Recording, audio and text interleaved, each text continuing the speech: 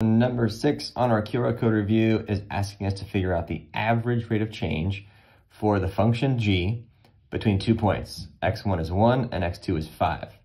So remember, the average rate of change formula is just a fancy slope formula. It is g of x2 minus g of x1 over x2 minus x1. That's something that might be good and useful to put on your note card. So we have to go ahead and figure out, well, what is g of x2? Well, that is g of, in this case, x2 is 5. So that's going to be negative 2 times 5 squared plus 8 times 5 minus 4. That's negative 2 times 25 plus 40 minus 4.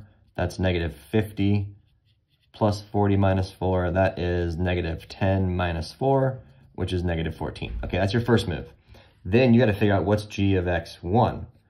Well, g of x1 is going to be g of, in this case, x1 is a 1. So that's going to be a same thing, negative 2 times 1 squared plus 8 times 1 minus 4.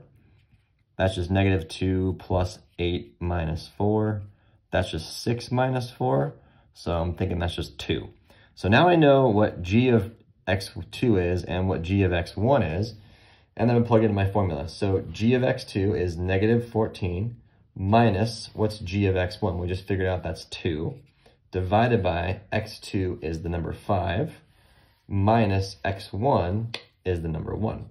So this is negative 16 over 4, which is just negative 4. So the average rate of change of this function between these 2 points is negative 4. That's just basically the slope of the secant line between these 2 points on this function. So your graph is doing something like this. It's opening up, down.